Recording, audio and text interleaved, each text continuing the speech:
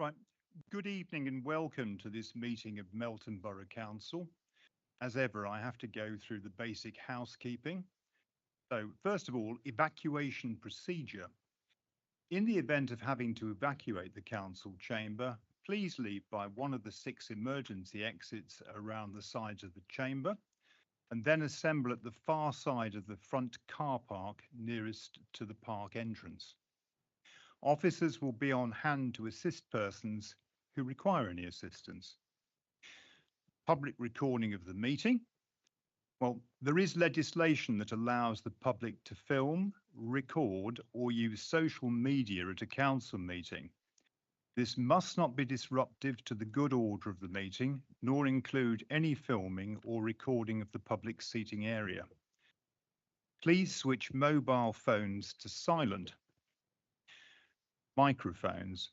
Councillors and officers are reminded to use their microphones when speaking for the benefit of all present. Electric voting. Tonight we'll be using the electronic voting system. This means that votes will be carried out via the microphone handsets. When voting is taking place, you will be given 3 options: yes, abstain, and no. And there will be 3 buttons flashing beneath the options.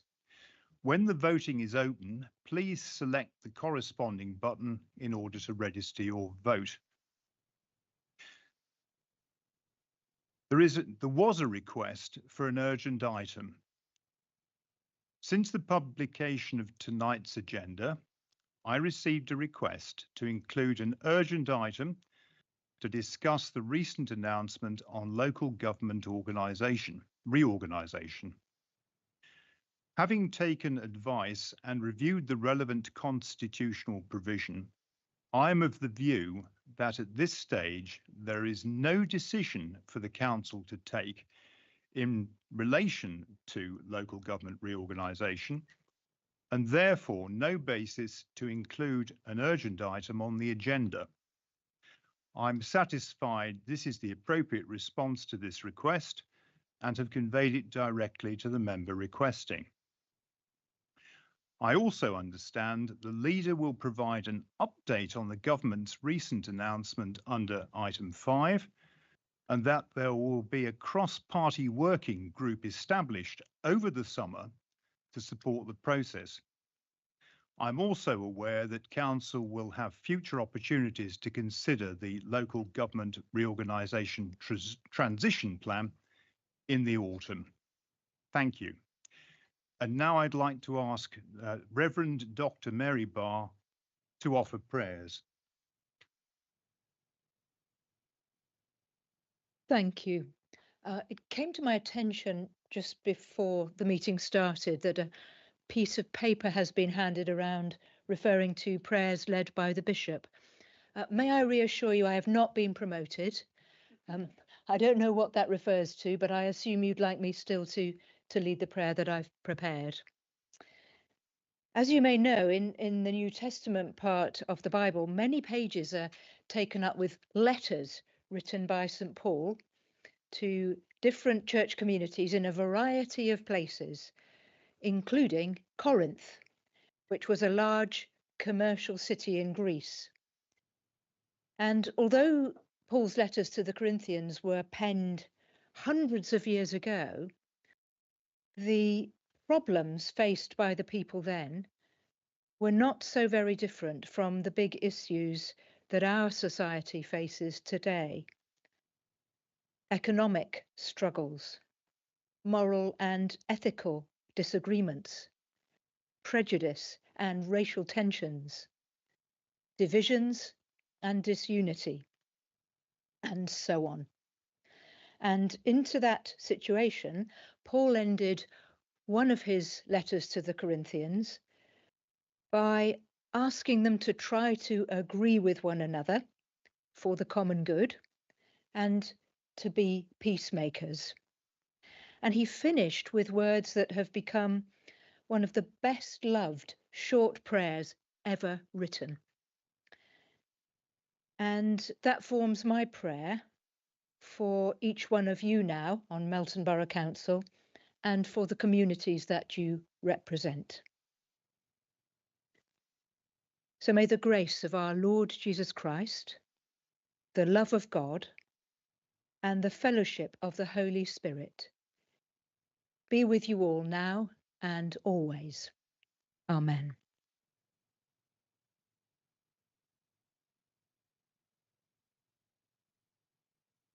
Thank you. Now moving on, an apology for absence has been received from Councillor Pritchard and also from Ian Atherton. I don't know if there are any other apologies to put forward. Thank you. Apologies from Councillor Higgins. Thank you very much. I can therefore confirm that we have 25 members present. Sorry, 24. Thank you very much. Yes, Councillor Sharp doesn't appear to be with us. I don't know if anybody has any input on that. No. Well, so be it then. We have 24 members present in the meeting. The apologies have been noted. Thank you very much. Now, if we move on then to confirm the minutes of the council meeting held on the 21st of May 2026. I propose the minutes are moved. Do I have a proposer? Yes, Mr. Mayor, happy to propose. Thank you. Thank you. Do I have a seconder? I'll happily second that. Thank you. Now then, let's see. Do any members have any comments to make in relation to the accuracy of the minutes? Yes, thank you, Councillor Gordon. Yes, it's the minutes of the council meeting held on the 26th of March, and it's on page 8. It was about the wording made in respect to the use of the term hate crime. I wanted the word hate taken off the word hate crime, leaving only the word crime left in. I wanted to make that clear, and it's not gone in the minutes.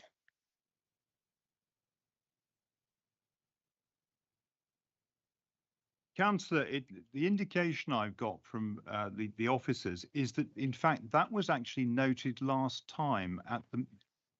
What it is, yeah, because the last time, at the 21st of May, which I mentioned it, it was to do because the time before it was the minutes. There was 2 lots of minutes done. There was a 26th of March and the 21st of April together. And so when I spoke up at the last meeting on the 21st of May, that's when I said that. Yeah.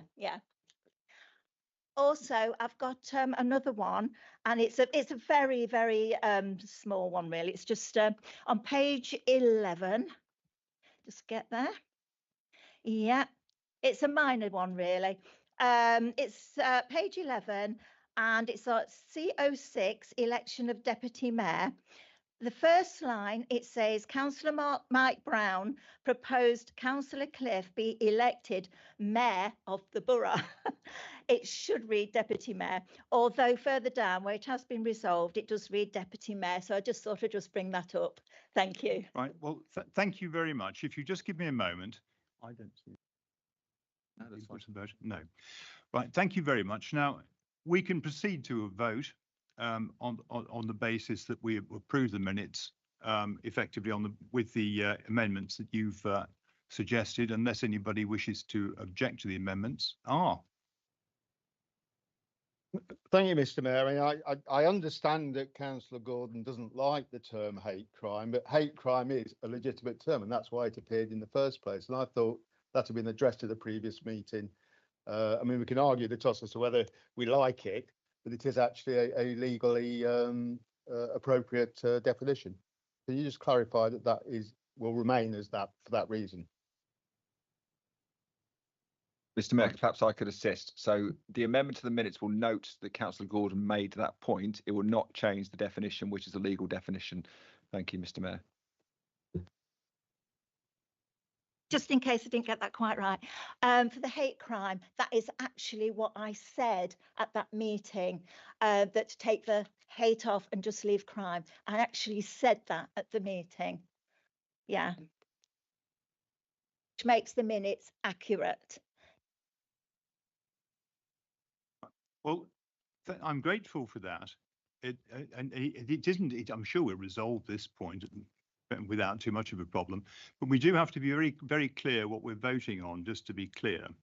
So I'll just turn to the council officer, and we'll decide what I'm going to put to the vote, because that's the way forward. So, Mr. Mayor, with your permission, then the minutes will go as written, with reference to the correction that Councillor Gordon offered in relation to incorporating the reference to deputy mayor as opposed to mayor, which is a typographical error. In relation to the point that has been made around her statement at the previous council, that will be noted on the basis that it was something that was indicated by Councillor Gordon. It will make no substantive change to the policy document, which refers to hate crime, because that's the statutory definition, and that is what the council was referring to. So the minutes will simply acknowledge Councillor Gordon's contribution, but will not change the substantive document. Right. Well, I'm grateful for that.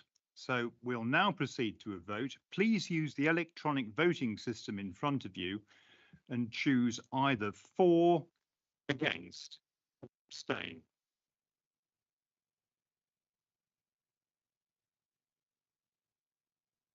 Mine isn't working. Oh, it's on now. You have to keep pressing it.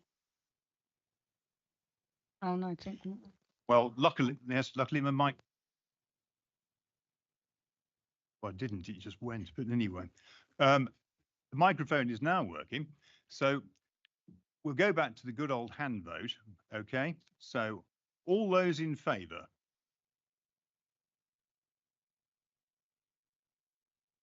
Okay.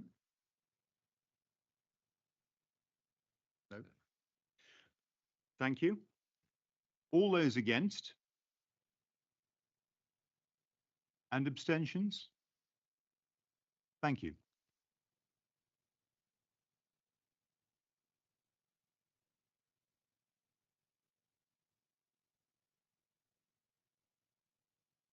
And I'll just explain this. In fact, there was a policy that, in fact, we signed the agreed notes at the end of a meeting, or the end of after the vote. In fact, that rather fell into abeyance during the COVID period. We're going to start doing that again. But the position is, because we need to bring them up to date, so to speak, to make sure that they're accurate as approved, they'll be signed after the meeting, but it will be on the basis of the councillor's vote. So thank you for that. Moving on, if any member would like to indicate that they have an interest to declare, could they please do so by raising their hand? Thank you, Councillor Ornat. Thank you, Mr. Mayor. I'm sure you will recall that when I was leader, I was enjoined by Councillor Orson to raise the flag of Israel above this building, and I declined. So I want to mention a point of, what's the word, interest. Insofar as if we are asked to raise either the American flag or the Irish flag, I shall have to declare an interest, because I understand that my forefather from 1503 is the same forefather as two presidents of the American state, George Washington and Madison. Councillor Ornat, I mean, I'm terribly grateful for the input. And therefore, I also wish to raise the point that my mother's family are Irish. So if there's any question about flags for Ireland or the United States, Councillor Ornat, forgive me. I'm grateful for your input as always, and you're being very thorough. But just to be clear, those would not be relevant interests to declare for the purposes of this council meeting. So I know what you say. I'm sure everybody has, but they're not what would be accepted as being a relevant interest to declare. Thank you very much, sir. I think I should also say, in fact, any other registrable interest in respect of Councillor Joe Orson is taken as being on record for any matters which relate to the Leicestershire County Council. I'll now make my announcements. Now, in fact, I should say we've moved on a bit on that one because I'm fairly confident, touch wood, that behind me there's a list of everywhere that I went to. Oh, well, there we go. Okay. However, I've written them down anyway. Shall I wait for a moment and see if they appear?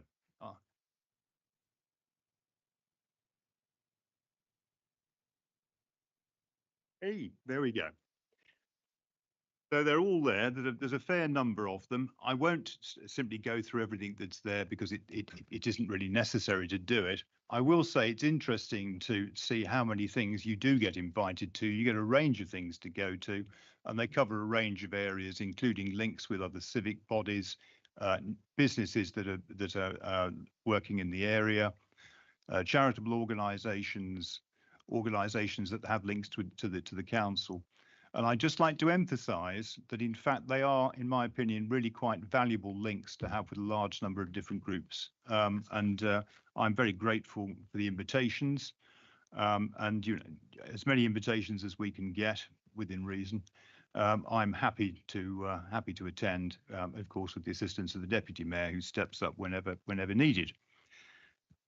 So that's what I've been doing as regards those matters since I became mayor. I will actually ask, as a matter of courtesy, the Deputy Mayor if there's any statement she might want to make in relation to attendance. Thank you, Mr. Mayor. Yeah, so I was delighted to attend actually the civic service on the 14th of June on the Mayor's behalf to welcome the Right Worshipful, the Lord Mayor of Leicester, Councillor Kulvinder Singh Johal, with apologies if I've not got that pronunciation quite correct, but it was a wonderful service, a really uplifting affair, and I met some really interesting people, and it was me actually that wanted to draw your attention to the active commitment that I participated in on behalf of not just the Mayor, but on behalf of Melton Borough as a whole, the council, the workforce and elected members as well. And with the Mayor's permission, I just wanted to share with you the active commitment because I think they're really important words, and it was a really pertinent reminder as to what we're all in this for. So the Bishop invited everyone who worked in local government or the civil service, members of Parliament that were present, anyone who held public office of any kind, to stand and join in an active commitment based on the 7 principles of public life. And the Bishop pointed out that we are called to work with selflessness, integrity and objectivity. We are called to work with accountability, openness and honesty. We are called to lead by example, each one of us adhering to these principles of public life.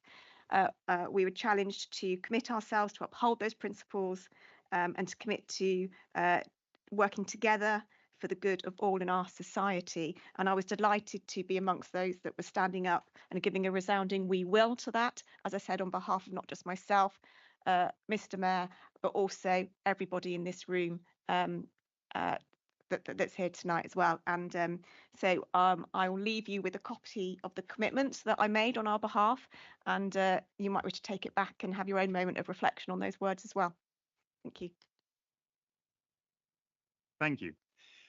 And now I'd like to invite the leader, Councillor Ronan Brown, to provide his announcements. Thank you, Mr. Mayor. Dear members of the public, and those watching at home online, welcome. It's been a busy few weeks for the council as a whole, as we're all aware.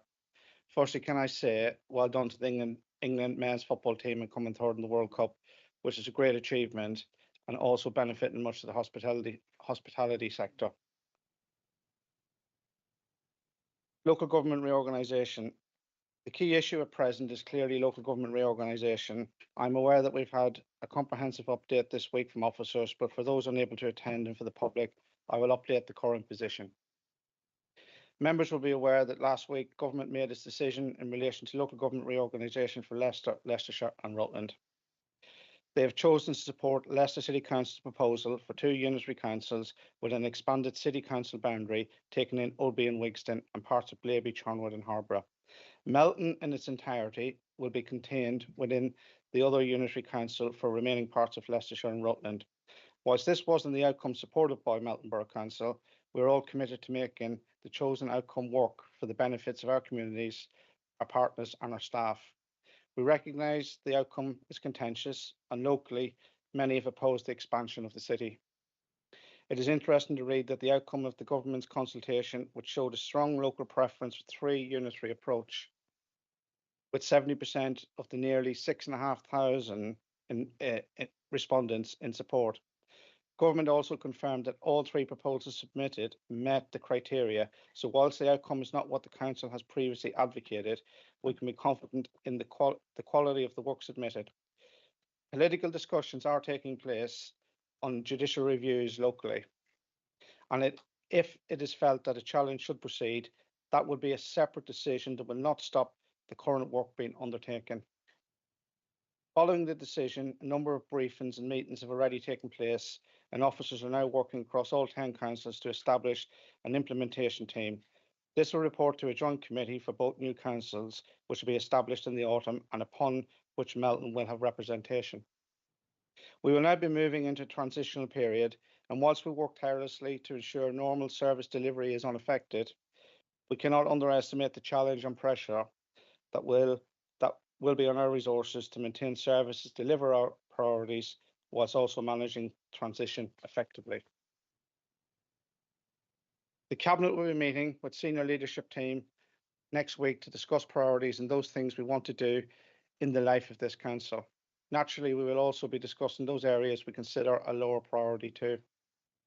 As part of our commitment to work cross-party on this, at the end of August, we'll hold our first cross-party working group, which will receive the output from those initial discussions, and I'll be keen to receive feedback on our initial ideas.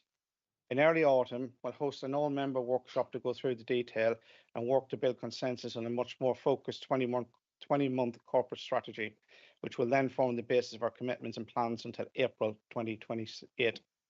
Crucially, this will also include our local government reorganisation transition plan, which will look to allocate resources to deliver those remaining priorities, protect key public services and support transition arrangements. This will also be formally considered by Scrutiny, Cabinet and Council as required in the autumn too. There will no doubt be compromises along the way, and we will all have to remain disciplined, clear and focused if we are to transition in the best possible way to the new councils. I am confident we can do this if we all work together, and I know our officers are very committed to ensure the organisation goes with strength into the new council. Alongside this, we have previously committed to give the council the opportunity to consider whether we should undertake a community governance review required if a new parish (brackets) or a town council, which is better known, is to be established. This report setting out the implications for this, as I've committed before, will also be tabled in early autumn. Through the local government reorganisation change process, we have made clear that we will keep everyone both internally and externally updated on what is happening.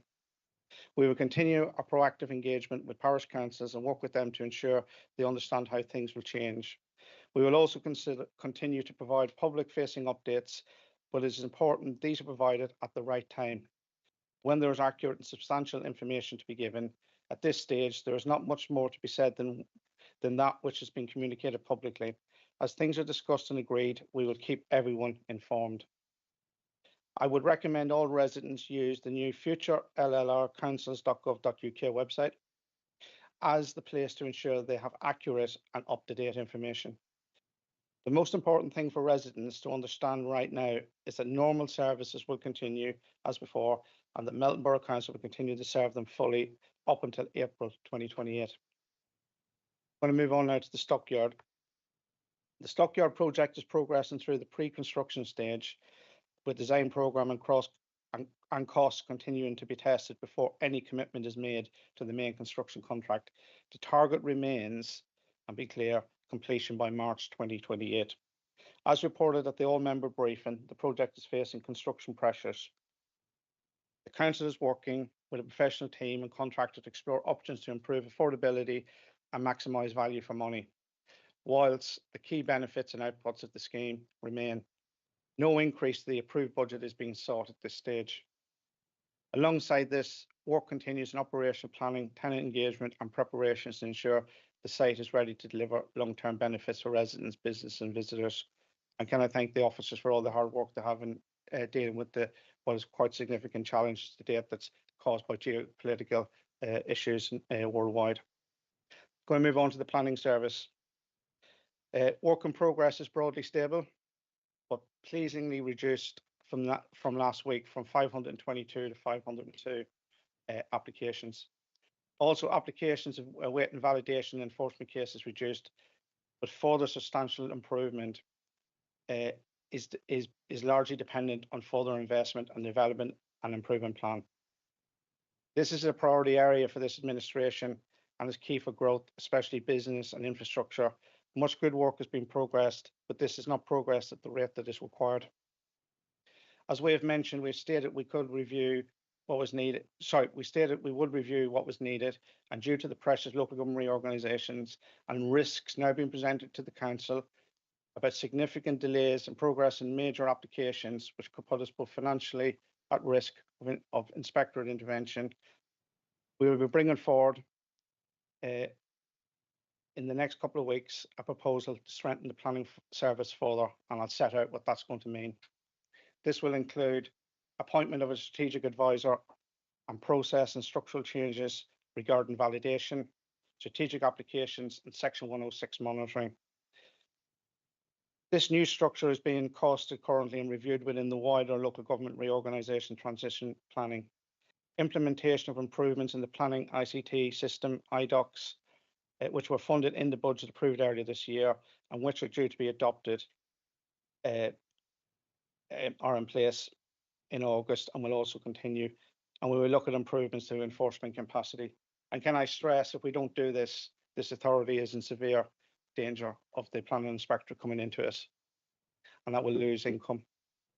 We have to be focused and prioritise what matters most, and we are unable to risk funding implications of distraction from local government reorganisation due to our planning service not meeting the national requirements, which is currently at risk, or the appetite for growth and investment we're seeking in Melton being put at risk. Finally, in addition to member contact with the planning officers via the Spark system, we are now starting to engage more robustly with parish councils, which is positive. We'll move on to housing. As part of our review of services, again, we've been handed the challenge of pressures in the housing revenue account. There is currently a 3-year deficit of 1.2 million, which needs to be addressed. We are currently reviewing our legal requirements, such as energy improvements and Decent Homes 2.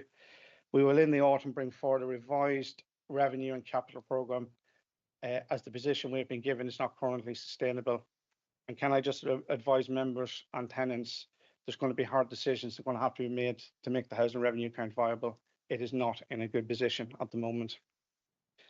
Despite these challenges, which is positive, and thanks to the previous administration, we continue to enjoy a very productive and positive relationship with the regulator and are demonstrating good practice in our work on consumer standards and regulatory compliance. And both I and the officers met last week with the regulator, and it was a really, really positive meeting. And as a housing professional, I have to say, being on the other side of things myself, I think the professionalism was shown and the progress has been made is well done to everybody. And I'd just like to say that. Finally, I'm going to move on to partnership working, which is another priority. I stated that when we took control, that we would work in partnership with other groups and councillors. We've already begun all member briefings in the Stockyard and local government reorganisation. There will be further briefings on planning, housing and the Southern Urban Extension in Melton Mowbray in the coming months. All working groups that are formed will be cross-party based on political balance, as I promised. In addition to internal workings, I've engaged proactively improving relationships with Leicester County Council, the Integrated Care Board, the BID, Loughborough College, the various local businesses and external businesses that we wish to attract to the borough, alongside my cabinet members who've led some of those discussions, and thank you. We've also been more proactive in the messaging of the council to the public, and when I mean the council, I mean all of us. It's not political, this is all of us, this is this council. What we're doing for them and the commitments that we're making. Finally, I would like to thank all the officers for all their hard work, and members, and wish officers, members and the public a great summer. And let's hope we keep cool, because I think we're in for another heat wave. And thanks everybody, and enjoy your summer holidays. And I mean that there. And hopefully we can have a good debate through the rest of the meeting. Thank you, everyone. Thank you. Now then, we have no questions from the public. So, questions from the members. 6 questions from members were received. However, having taken advice from officers, I have decided that one of those questions should not be tabled. We will therefore only consider 5 questions this evening. Those questions and written responses have been tabled, and I will ask each questioner if they would like to ask a supplementary question. In accordance with the procedure rules, may I remind questioners that the supplementary question must arise directly out of the original question or the reply. First question is from Councillor Allnut to the Leader of the Council. Mr. Mayor, I wish to raise a point of order in accordance with the procedure rules. Well, if you wish to raise a point of order, can you tell me what the point of order is, please? Of course, in accordance with the procedure rules. I need to rise for that, don't I? But if you wish, you may remain. No. I'll keep to the rules.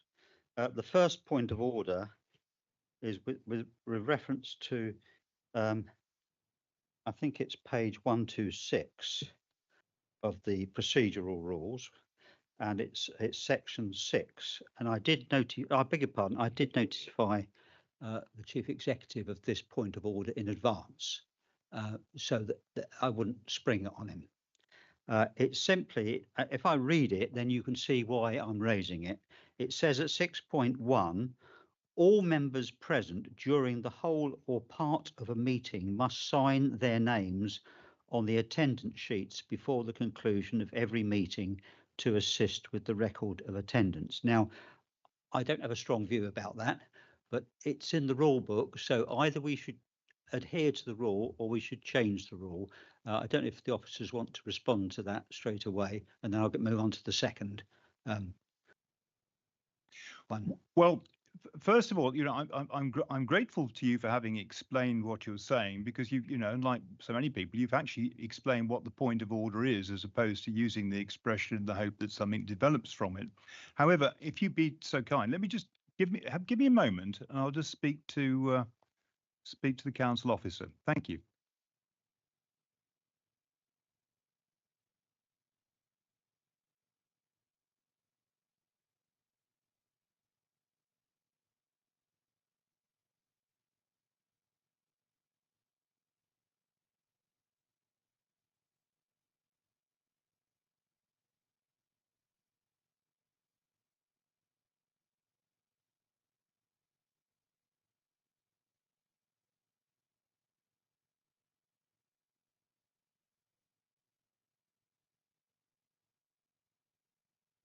Yeah.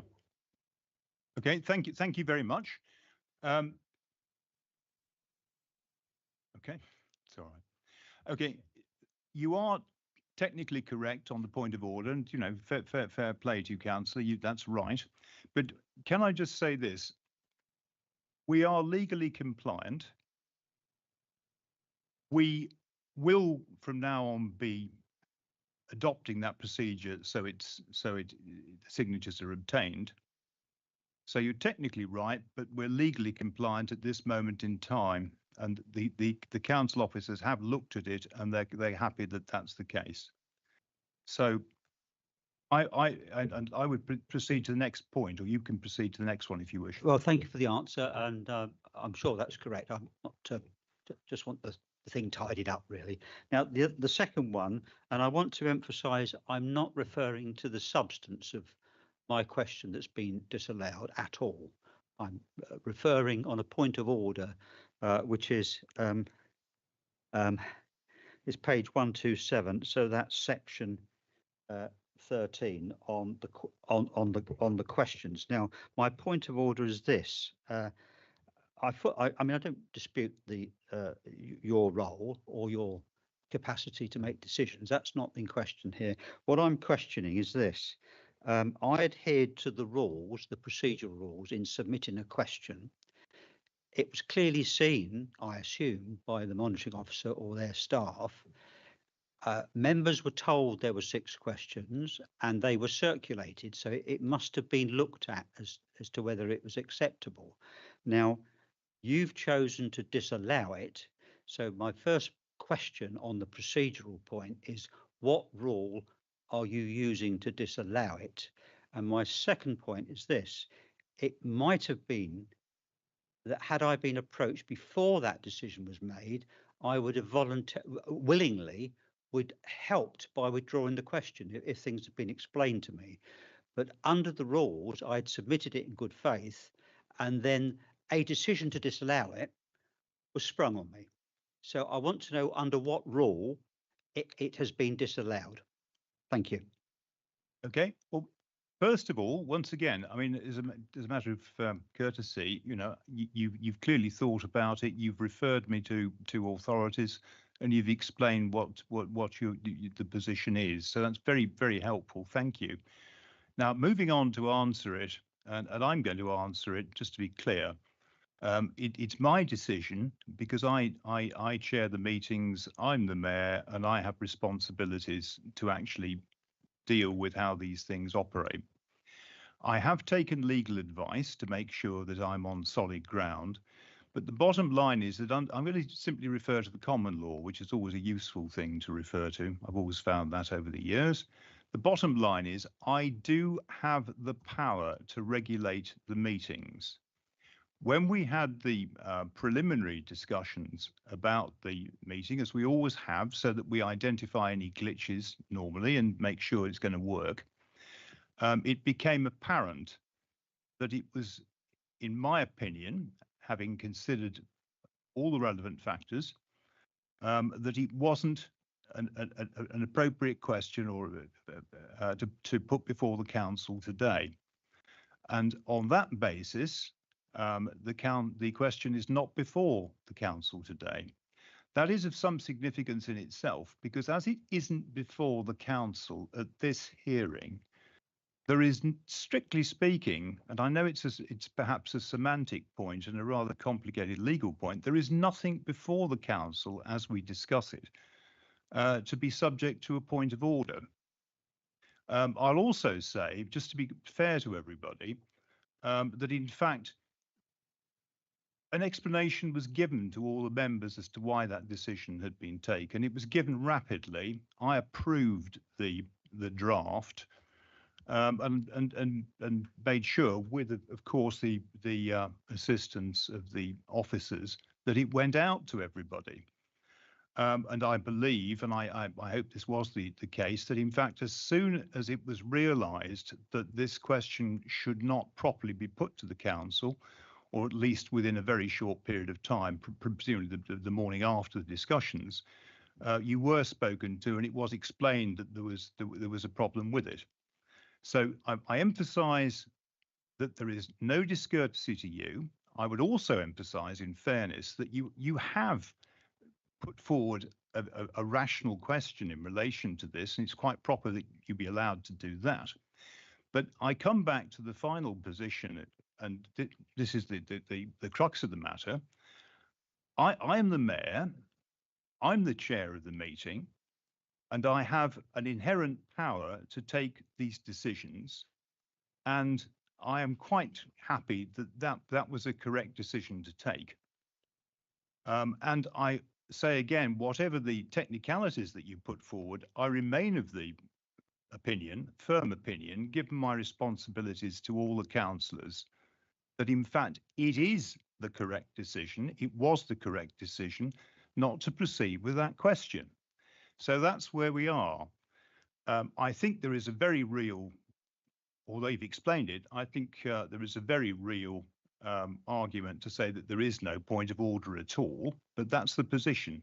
So the bottom line is I'm very grateful for your input. I think it clarifies the position in democratic hearing and everything, but I'm not happy there's a point of order, and I'm going to proceed with the questions. I'm going to here. raise another point of order. Well, Well, I am going to raise another point of order. You have to hear it. I don't have to. You referred to this as a hearing. Give me a This is second. not a hearing.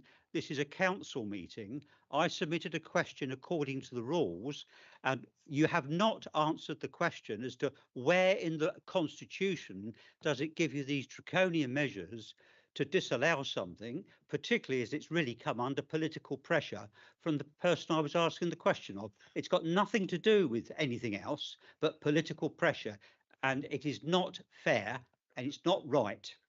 Yes. I don't care what you're saying. Yes. Well, thank you very much for your input, and I know that the council officers will want to, forgive me, will not want to allow some of those questions to go, or those comments to go unanswered. But at the end of the day, it isn't really a problem for the council officers, or indeed a matter that should inconvenience the council any further, because it's my decision. It's my decision. In my opinion, it was the right decision, and it's a fair decision. And I don't think that the council this evening need or should actually spend any time further on the matter. So I emphasise yet again, I understand the presentation. You've explained your position. I don't agree with you, and I'm the chairman of the meeting. So that's an end of the matter. So can we proceed and move on to the next question?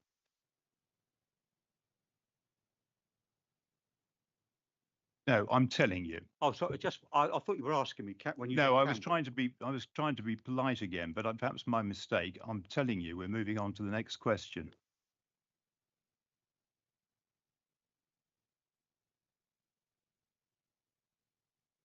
In fact, it is actually yours, I think, to be fair.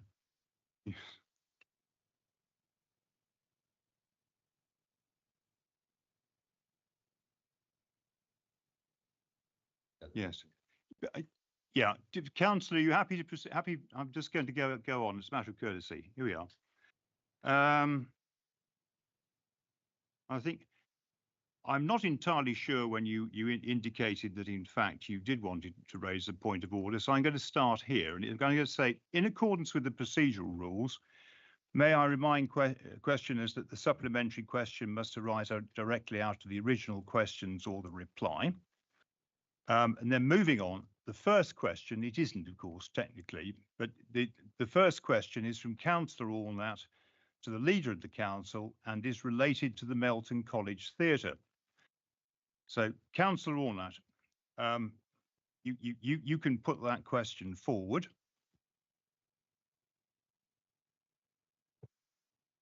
Thank you, Mr. Mayor. Can I thank the... And in fact, I'm sorry, I'm corrected by the council officer. You've had the written reply. So in relation to the response, would you like to ask a supplementary question? Sorry, Mr. Mayor, I thought that's what you're asking me to do. Yeah, well, I don't want, I wanted to make sure there was no ambiguity about it. No. Sorry. No, well, thank you for that. I thank the Leader of the Council for his honest answer. Makes a very pleasant change. Now, I construe from the answer that there is no change of policy and there is no commitment to put money towards this. So my supplementary question arises from the fact that I mentioned that the theatre is due to go dark in December. Now, bearing that in mind, can the leader tell me what action will be taken by this council to prevent the theatre from going dark in December? Or are we simply talking about the aspiration of a potential new purchaser of the whole college site to retain a theatre of some description? Thank you.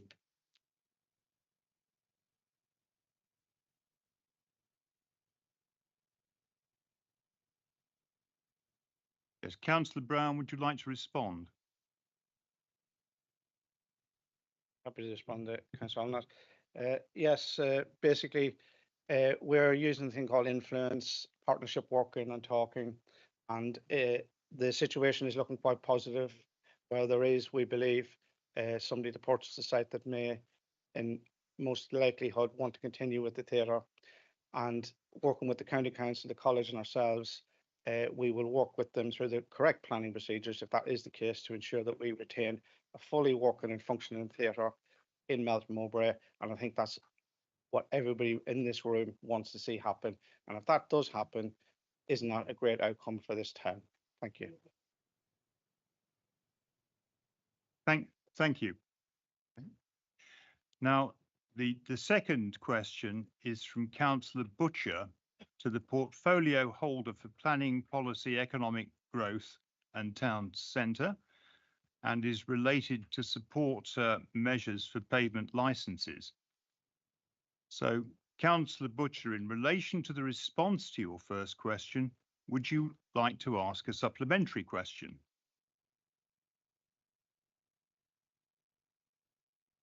Thank you. Could I add this? In fact, I noticed this as I speak. Councillor Pritchard, of course, isn't with us.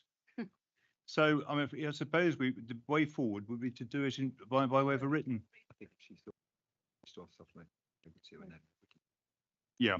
So I'm grateful. I'm told that if you ask the question, we can take a written note and pass it on, and there'll be a reply in writing. So because Don wasn't here, I was going to suggest I emailed it in for this specific one. That's all right. Yeah. Thank you. Thank you.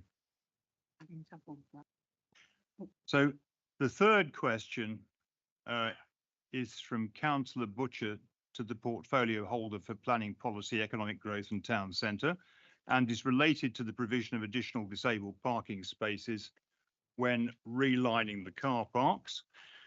And in fact, it's going to have to be the same scenario as before. Thank you. So members might be aware of my interest in the as previous cabinet portfolio holder in pushing forwards our work already started with the bid on the Purple Pound. Will the portfolio holder reassure members and residents that he will work with me as well and commit to meeting me so I can share some of the knowledge and experience that has already been started? So this is a more cross-party approach which puts our community and not politics first. Thank you. Okay. The fourth question is from Councillor Glancy to the Leader of the Council and is related to the Council's expectations in respect to a second GP surgery. So, usual question, Councillor Glancy. In relation to the response to your first question, would you like to ask a supplementary question? Thank you very much. Yes, I would. I note your comments. If we secure an agreement and strategy which provides an affordable route to delivery, you will advise the rest of the council. So, what is the backup plan if this agreement does not materialise? How much longer will residents have to wait for a second GP surgery? Councillor Brown. Yeah, thank you. Thank you, Councillor Clancy. Can I just say there was no first plan until we took control and I had conversations with the developer, the County Council and the ICB, because this council's not in a financial position to deliver a surgery. Plan A is to deliver it via the developer. Plan B would be then to work through the new unitary authority, of which I'm sure I won't be part of that, but I'm sure some of you guys may be part of that and would have to do that. So we're giving it the best go. Discussions are really productive. The Chief Executive and I had a very productive meeting with the County Council this week, and we will be moving towards into the autumn with developer, with the relevant cabinet and committee members and other organisations to work out a plan to bring this forward. The County Council have committed staffing resources, and we will be committing staffing resources to drive this through and get something in front of the planning committee very shortly, hopefully sometime, if not in the middle of autumn, towards Christmas. Thank you. Thank you. So, yes, Councillor. You didn't answer my question. question was, how much longer will our residents have to wait for a second GP surgery? I answered that before, and I'll just clarify it again. That's Uh, if you haven't got a plan B. If I haven't got a plan B, Yeah. sorry, the plan A is Mm. that it will be delivered within 5 years. That's how long it takes to build out the amount of housing and the infrastructure that's required.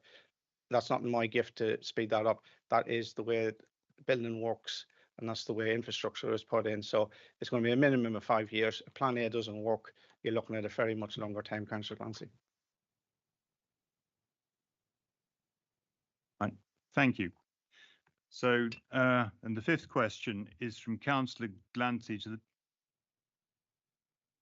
Do you want, forgive me, do you want a moment? Okay. The fifth question is from Councillor Glancy to the portfolio holder for corporate governance, waste and environmental services, and is related to the implementation of a food waste collection service. So, in relation to the response to your second question, would you like to ask a supplementary question? Thank you. Yes, I would. Supplementary question is, can I therefore assume that due to the fact the new administration is going to continue progressing the preparatory work in line with the extant decision made by the previous independent and Labour administration, you now appreciate the rationale behind that decision due to the impact on the council's finances? Because let's not forget, your comment at this council in February this year was, I quote, implementation of food waste collection by 2028 is just pushing the job of implementation down the road. And you subsequently voted against the budget in its entirety. So a simple yes or no would suffice.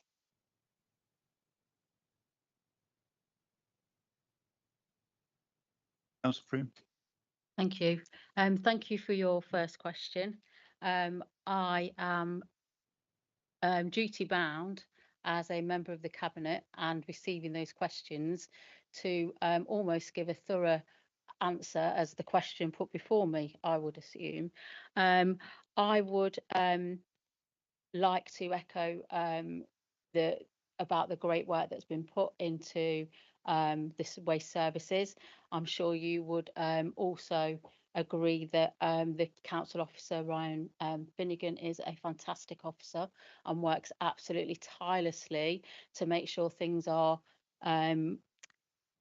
accurate, to make sure that things are specific and easy to understand. I had myself chance and opportunity to listen back to that. I can only say sometimes when I am answering it, maybe due to some autistic tendencies, maybe I'm not as thorough or as eloquent as I might otherwise have been. When I listened back to my statements, the overarching theme was about myself as a person, what I teach my students. It wasn't derogatory against any one person. And yes, maybe I've had a bit of time to think, and we have to think that what we're trying to do is we're here as councillors to do the best for our residents. And that's what I have, my mantra has been since my son was 8 years old, who's now 27. I came onto the council for that, and I would like to thank you for you know, your hard work in terms of waste and what you've done as a predecessor to this. And let's hope that the LGR gives us that opportunity, maybe value for money economies of scale, to actually hit that target. And I would agree that that's a realistic time scale to hit that April 2028. Thank you. Thank you. Right, we now move on to motions on notice. There are 3 motions on notice to hear this evening. And the first, it relates to a domestic abuse motion. And I'll invite Councillor Butcher to propose and outline this motion, the first motion. The mover of a non-notice motion may speak for up to 10 minutes. Thank you. Domestic abuse affects individuals in different ways and survivors vary significantly. There is no one-size-fits-all approach to safety and recovery. For some survivors, relocation may be welcomed as part of a fresh start, but for others, remaining close to family, schools, employment, and establishment support networks is essential to recovery and long-term stability. The work currently in progress to review and update a range of policies in line with the National Plan to End Homelessness presents an important opportunity to ensure that the needs and views of domestic victims are considered, that their voices and experiences inform this process, and that we demonstrate a best practice approach. The Council recognises that survivor choice, autonomy and safety should be central to housing decisions relating to domestic abuse, alongside robust risk assessment and multi-agency safeguarding arrangements. Trauma-informed practice involves listening to survivors, understanding the impact of abuse and avoiding avoidable disruption to a survivor support networks where safe and practical. Policies should support flexible outcomes, including remaining in the borough where this aligns with the survivor's informed wishes and assess safety. The Council resolves to note the work that is in progress to review and update a range of housing policies and seeks a commitment that policies are clear and about support given to domestic abuse victims to support housing choice. Requests that public consultation is undertaken of any future policies in relation to domestic abuse, and that includes consultation with relevant partners, for example, local domestic abuse support services and the victims, safeguarding partners, homelessness forum, to ensure an alignment with the best practice and local pathways. 3, agree that the Council should promote awareness of domestic abuse support routes across the borough and ensure that survivors are signposted clearly and consistently to specific support alongside housing advice. Thank you, Councillor. Now, Councillor Higgins isn't with us, but I presume that a substitute will be stepping forward. Thank you. Yes, in Councillor Higgins' absence, I'll be seconding this motion, but I'll be reading his notes out if that's okay. Yeah, thank you. That's certainly okay. Please proceed. Okay, thank you.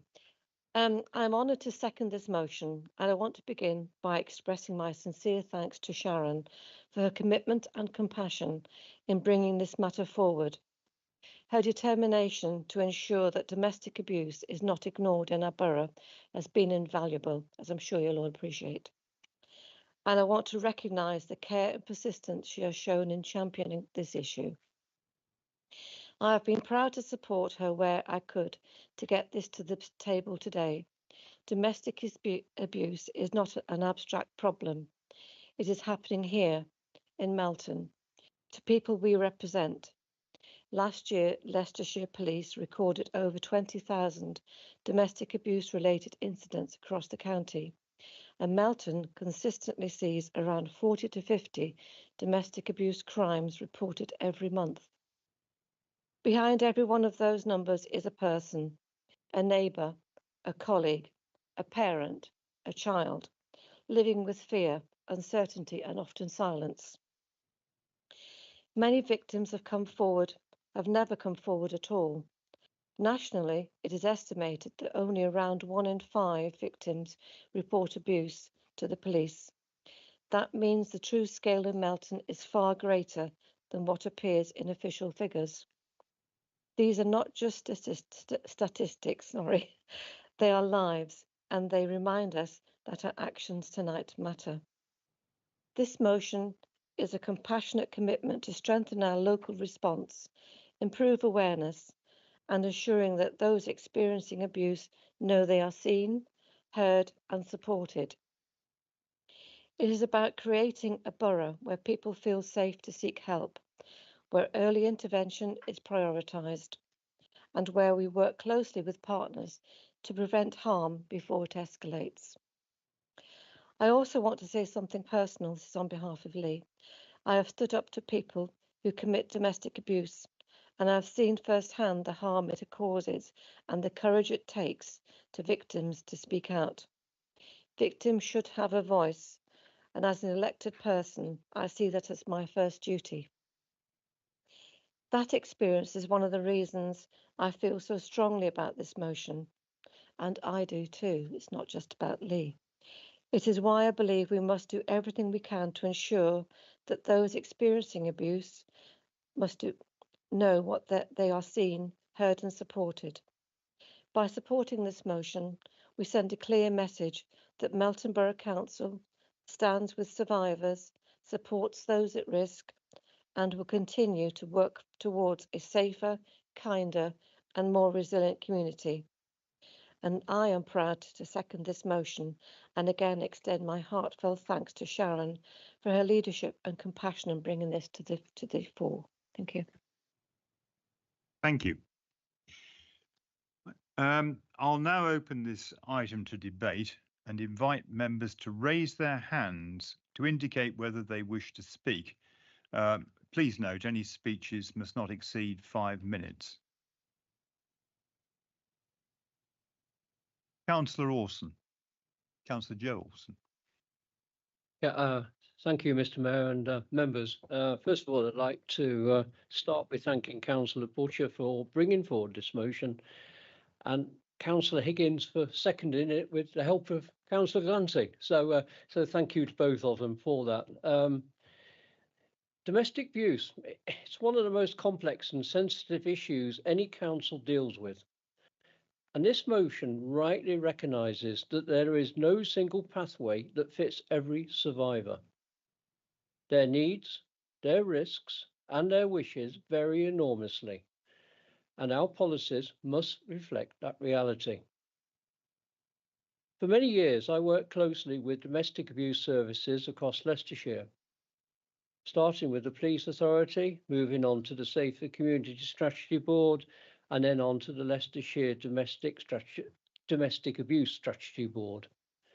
And one lesson was absolutely consistent. Survivors recover best when they retain control over their own decisions. Housing is often the most critical of those decisions. For some, a fresh start in a new area is the safest and most empowering option.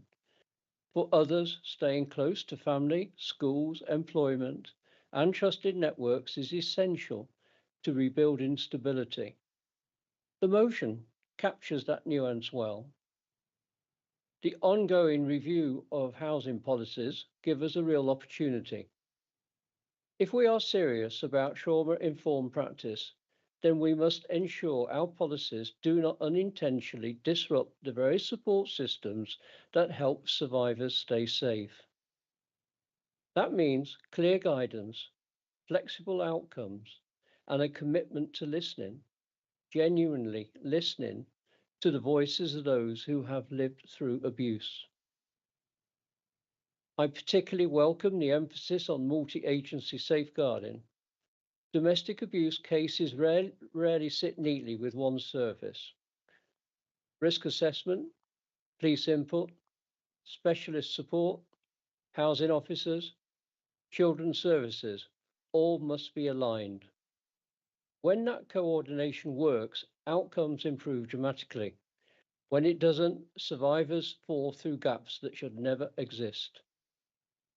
The call for public consultation is also important. Our local services, our safeguarding partners, and survivors themselves hold expertise we must draw on. Policy written about survivors is never as effective as policy shaped with them. And finally, raising awareness of support routes is vital. Too many residents still do not know where to turn or assume that help is only available once a crisis has already occurred. Clear, consistent signposting across the borough, across our services, and across our communications saves lives. Mr. Mayor, this is a thoughtful and constructive motion. It strengthens our commitment to survivor choice, safety, and dignity, and I'm pleased to support it, and I look forward to seeing these principles embedded firmly in our housing policies and wider practice. Thank you very much for listening, Mr. Mayor. And thank you, Councillor. Matt, I'm grateful. Have to get the order right. Councillor Cox. Thank you, Mr. Mayor. I'm only brief, Councillor Gordon, so it'll be over to you. Thank you for bringing this motion forward. I think it's particularly relevant to our borough as there's currently a domestic homicide review occurring across our borough that many of the councillors might not be aware of. But there might be some really important learning from that will go through the Community Safety Partnership and feed into potentially the reviews of the policies. So I think it's a really pertinent time to know that one of our residents lost her life. And that review is being conducted at the moment. Treatment for victims should be individualised, and certainly one of the way to re-establish power for a victim is to listen to them and actually respect their wishes of what action should be taken and what they need to support them. That is paramount for a victim. As soon as things start to be taken away from a victim and other people take charge, you're re-enabling the perpetrator. So I'm really supportive of the flexibility that you've put within the motion. Listening to the victims, noting it will have often taken them over 35 violent incidents before they will seek help. So it's particularly important when they do come forward that we listen and we act, because the amount of time it will have taken them to come forward will often have been significant. So I'm very supportive of the motion and the comments that have been made by colleagues across the chamber. Thank you. Thank you, Councillor. Councillor Gordon. Yes, I want to say that what's been said tonight is wonderful, because they do need the help, and if we can get it as quickly as possible, that would be brilliant. There's also something else I wanted to say, to ensure that the perpetrators of abuse also get the help they need, such as anger management and counselling. And I think this is another way to go as well, another pathway. Thank you. Thank you, Councillor. Councillor Allnut. Yes, thanks to everybody who's spoken so far, and especially to you, Sharon.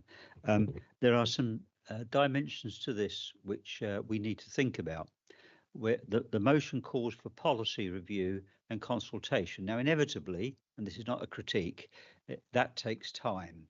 So it will run in towards the dread word LGR. And I do think it would be quite a useful lodestone and a vehicle to get people working together, officer and member level, if we develop this idea, see what they do in other districts and boroughs. And of course, with LGR, we'll be fusing with an element of adult and children's social care. Now, our past experience, for example, with Gretton Court, is that working across those particular boundaries can be very difficult. So I hope, I'm not proposing any amendment here, but I hope that we can bear that in mind as we start to talk with our colleagues within the framework of LGR, because it cuts across business as usual, legal and safe, and we won't be able to tell the shadow authority what to do, but if we can pass on the baton on a cross-party basis and a cross-boundary basis, I think we will be able to put flesh on the bones, because of course policies and consultation are essentially just words, and what we need is action. And I'll just finish with one other point. One of the drains in terms of cost is housing people, not just victims of abuse, but other families with problems in temporary accommodation. And I think that across the piece, we should be looking through the HRA, and I'm sure Councillor Lumley would agree, to acquiring properties that might otherwise go for other purposes, so that we can help local people. And I think that should be on the agenda somewhere, but perhaps not for tonight's discussion. Thank you. And thank you, Councillor. Now, are there any other members who wish to speak? No. Okay. Thank you. Yes, Councillor Lumley. Thank you, Mr. Mayor. Hope your time as mayor is going well. Yeah, just to say I've taken on the points of all the comments so far from councillors, and he continues to speak after here. Just to say that the council has always taken this issue very, very seriously anyway. I've had conversations in the past with officers during my time as not in this cabinet, and I've touched on a lot of these matters with the individual cases, and I intend to do so to continue this, and I'll continue to actually raise this in my housing meetings that I have, and just continue that hard work and improvement. Thank you. Right, thank you, Councillor. Anybody else at all? No, but Councillor Butcher, in fairness, is there anything you'd like to add before we move to the vote? I'd just like to thank everybody for understanding the motion and the points that are raised. Thank you. Now we're going to proceed to the vote, and I'm going to suggest, with my fingers crossed, that in fact we use the electronic voting system. So you can try it and see. Oh gosh, yes, and it appears to be working. So it's for, against, or abstain. Thank you so much.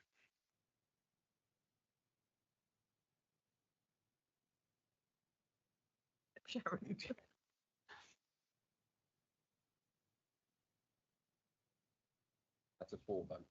Yeah, that's unanimous. Right. Well, I'm pleased to confirm that the electronic and human elements have collaborated, and it's unanimous.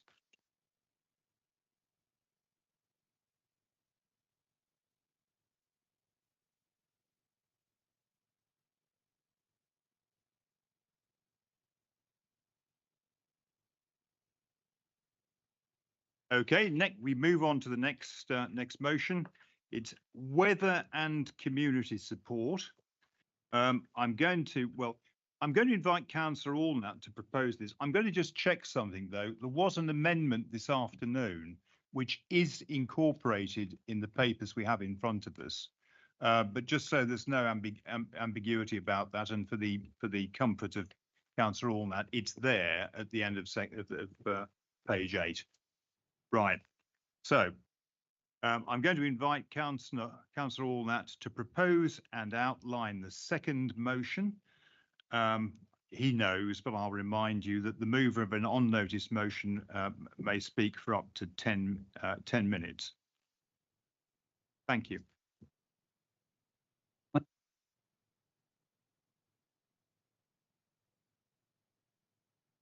Go for 10 minutes. Oh, there's no hours. That's it. No, all right, okay. I know it'll be difficult for you, but there you go. No, not at all. The wording of the motion and the addition that Councillor Glanson and I agreed are pretty straightforward. I want to emphasise something. This is not a motion about climate change or the various opinions about why we've got climate change and what should our responses be to it. We've all got our views and we're entitled to different views. That's fine. But what is not challengeable is the fact that it is getting hotter, it's getting more volatile. And unlike, for those of us who do remember, 1976, it's actually much more humid, which it adds another dimension medically.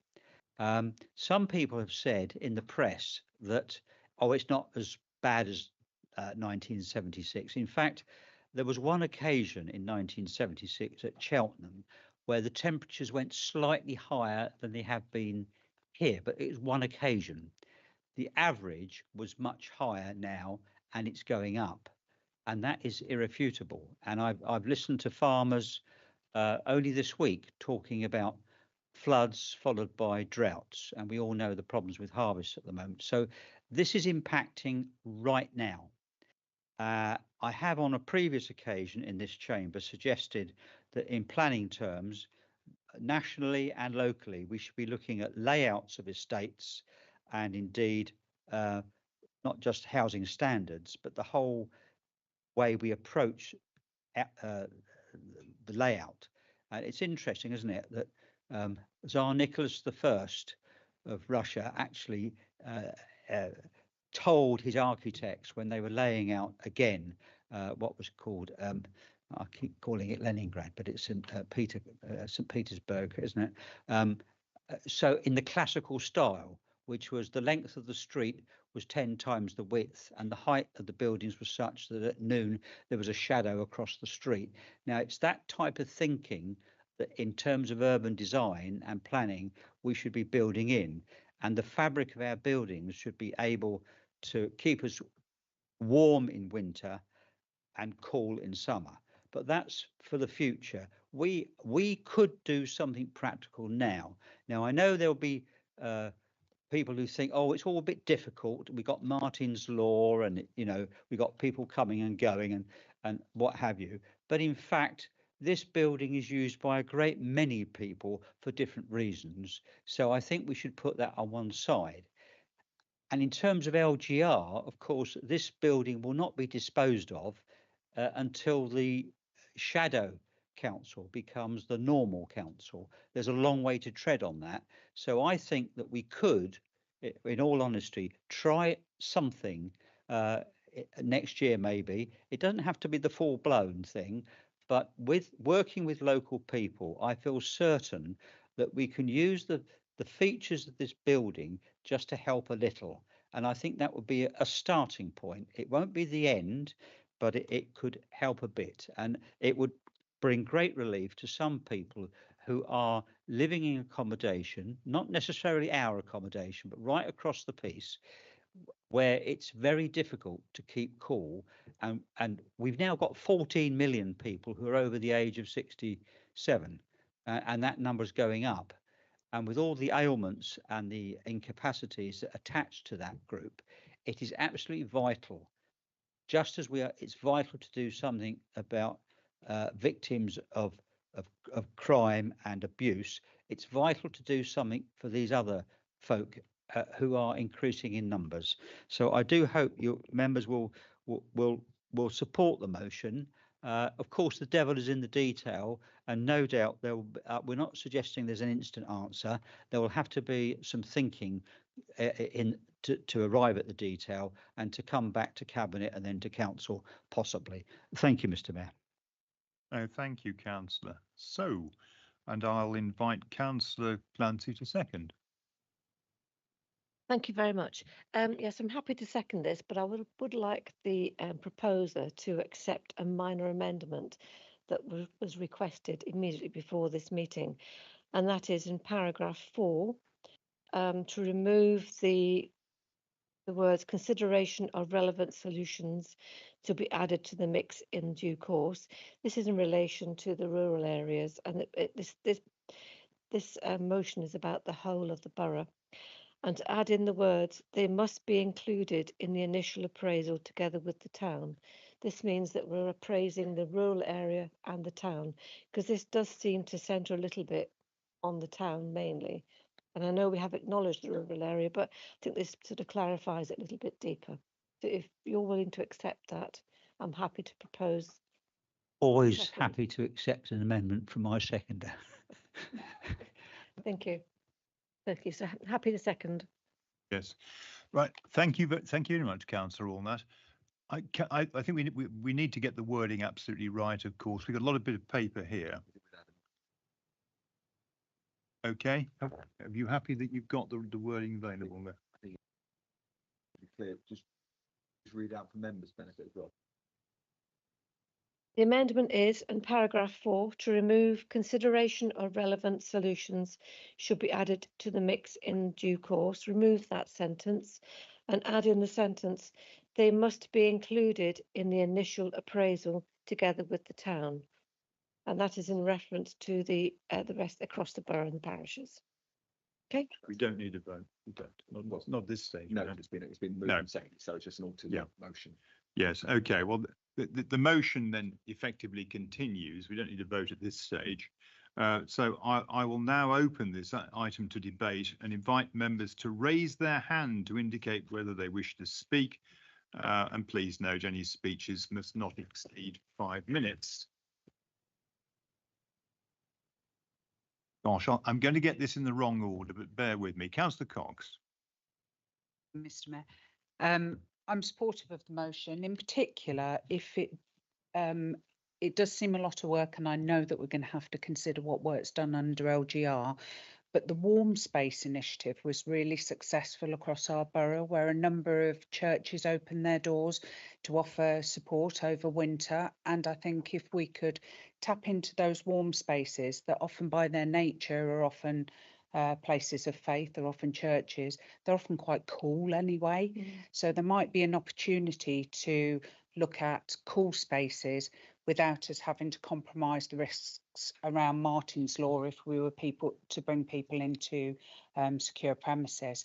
So I'm really supportive of it, because we know that, I think the last I saw on the news was that thousands of people had died from the excess heat, and that we have a really strong volunteer network across the town that we could actually utilise and explore the current warm spaces and see if conversely they could offer cool spaces. Thank you. Thank you. Councillor Gordon. Yes, I'm supportive of it because I think it's a really brilliant thing to do. Now, if I've heard this right, and correct me if I'm wrong, but I don't know whether Councillor Onit said about having people here as well, which is fine, but you would need, I'm sure you would need to have social services or another agency to be involved, especially whilst people are on the premises. And that's another thing to look at as well. You might have to employ somebody to be here with them when they are here. So that's something to think about. Thank you. Thank you, Councillor. Councillor Brown. Thank you, Mr. Mayor. I'm actually tempted to start by commenting on Councillor Allnott's reference to the number of people over the age of 67, and say with the weather we're having, it won't be that high a number for much longer. Look, I empathise with the motion. I'm in two minds, but I've resolved to support it. But my disappointment is that it's actually too narrow. And I hear Councillor Allnott saying it's not about climate change. It is about climate change. And the issue goes much deeper than simply can we find some refuges for people who are suffering from the heat when we have high temperatures.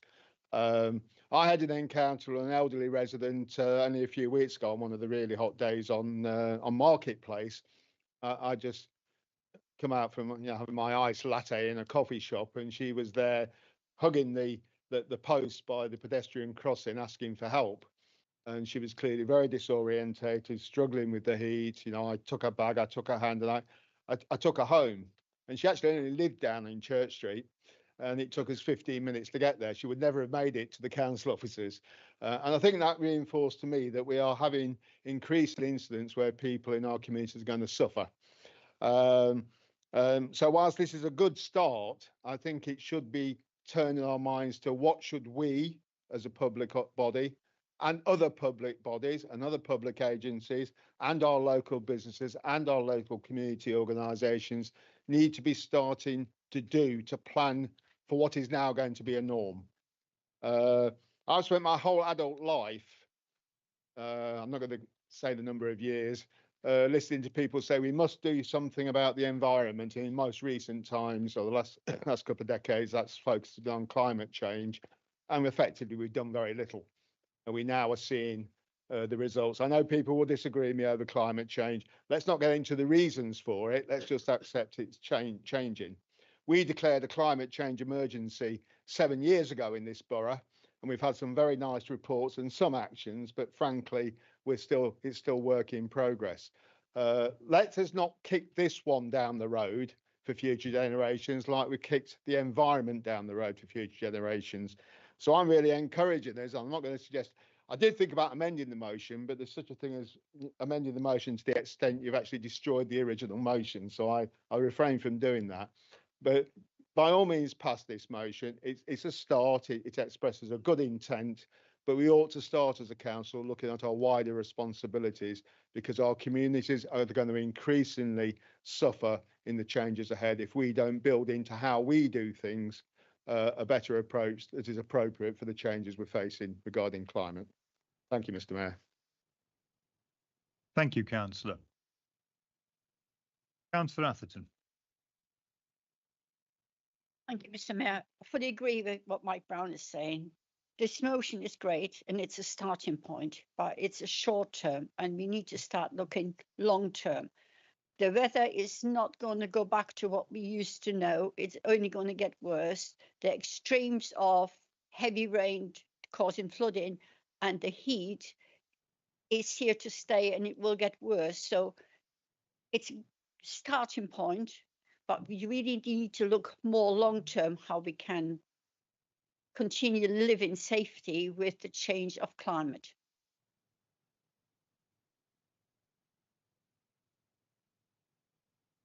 Yes, thank you. Thank you, Councillor. Councillor Orson. Thank you. I've been going back in my memory, and this is not a new idea at all, actually. The County Council came up with a scheme like this, and certain retailers in Melton did offer their premises for people to go in to warm up, as it was in those days. Jenny Barnes, the funeral director, was one. I believe Graham Coe, just up the road, was another. And so it goes on. So what I'm saying is maybe let's get in touch with the County Council. They're going to have lots of homework on this one. It'll save a lot of time. It's been done before. Thank you. And Councillor Evans. Thank you, Mr. Mayor. I wholeheartedly agree with Councillor Mike Brown on this. We mustn't lose focus on what is the real thing here. Let's be honest, the experts in this field are almost unanimous this is happening. They predicted what is happening, and it's happening. And yet still there are certain people who don't believe what they're being told, and it will get worse. I will say one thing, in this country we should be proud of what we've done over the last 10 years. I know this council can only have a small impact, but anybody who wants to see how much, even today probably, we've slowly reduced the dependence on hydrocarbons significantly over the last 5 to 10 years to a stage where it is now no longer our dominant source for electricity. That is a massive undertaking, and I wholeheartedly endorse whatever politics is involved, and we must keep pushing that.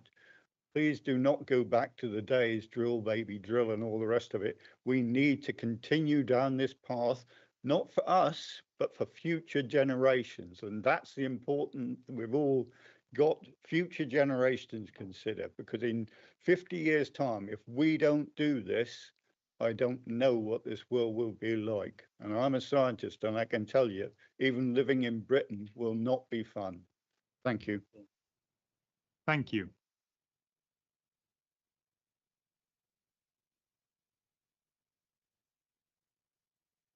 Yes, anybody else wish to speak? No, okay. Councillor Allnutt, in fairness, do you have anything to add? Yes, I'd like to respond straight away by thanking everyone for their encouragement. I deliberately lowered my ambitions, if I can put it that way, because I wanted to attract everyone's support. And I am conscious that the officers have got a huge job on hand with LGR, and I just wanted a sort of a pilot scheme, if you like, and I accept it's been done before. May I say that 59 years ago, I wrote an extended essay on the subject of environment. One of the chapters was quoted a line from the Ancient Mariner: "Water, water everywhere, and not a drop to drink." I think it's absolutely bonkers. We are surrounded by water. Science can enable us to desalinate. And I'm listening to the farmer this week from the Malvern. He was making the point that, you know, we have floods and then we have droughts, and we've got all this water coming in and we're just not managing it. So I do hope we return to Nigel Farage's policy when he was a member of UKIP of nationalising the water industry. I think so where an old unrepentant socialist like me might actually agree with him if he sticks with that one. We need to do these things. The environment is changing, and what you said was absolutely right, Chris. Absolutely right. And I won't bore you with all the science, but it's happening. How we interpret the science, the pros and cons of different aspects of policy, there's always room for debate, but we've got to keep moving. I hope to live a few more years, just to pester Councillor Ronan Brown a bit more, if I possibly can. But so let's crack on with this and let's give it a go, and let's refer to our partners in the LGR umbrella. Thank you. And thank you, Councillor. Right, well, we'll now proceed to a vote, and please use the electronic voting system in front of you and choose either for, against, or abstain.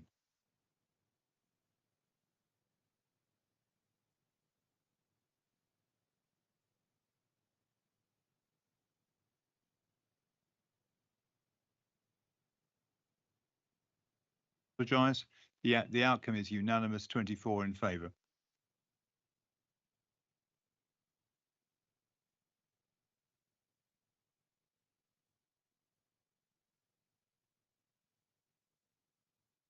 Parking machines. I invite Councillor Allnut to propose and outline the third motion. The mover of the motion may speak for up to 10 minutes.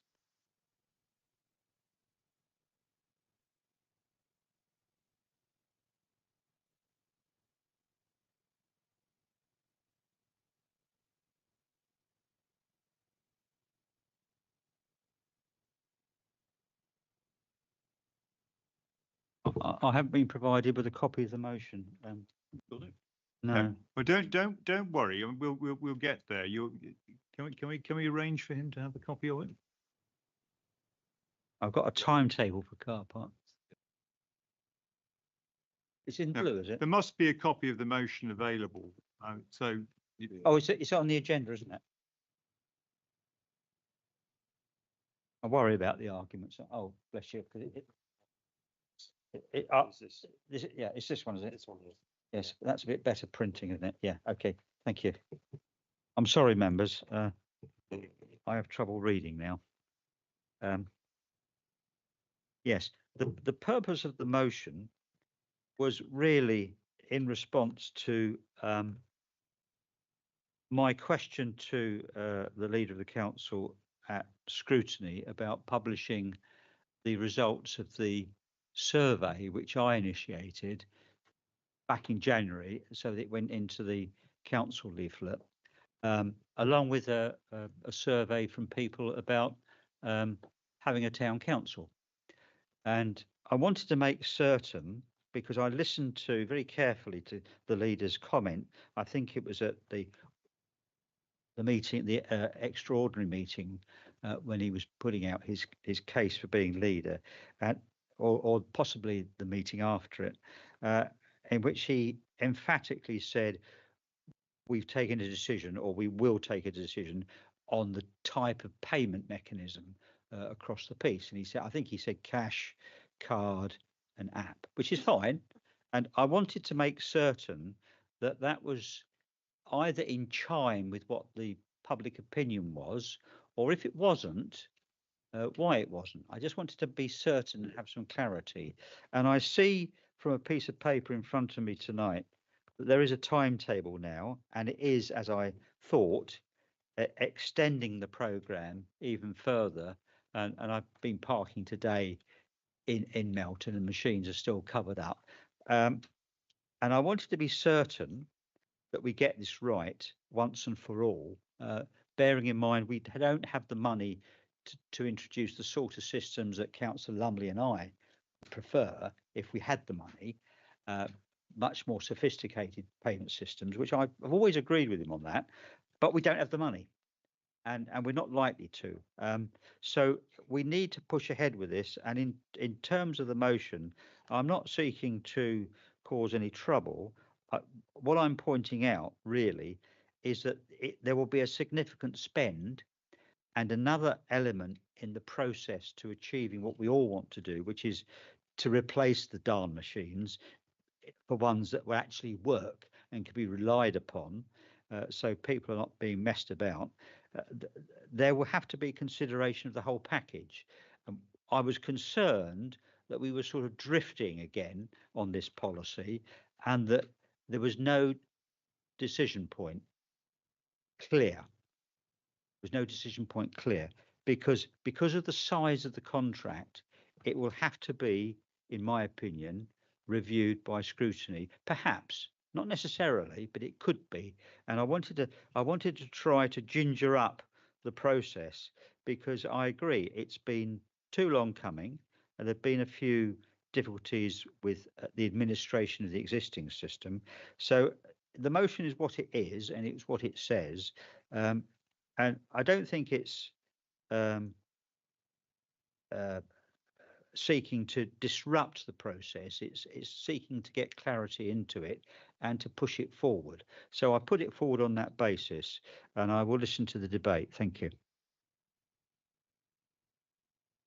Thank you, Councillor. And I'm going to invite Councillor Butcher to second. Happy to second. So you're reserving your right to speak further if you wish. I've reserved my right. Thank you. Right. Well, I'll now open this item to debate and invite members to raise their hand to indicate whether they wish to speak. As usual, speeches at this stage must not exceed 5 minutes. Thank you.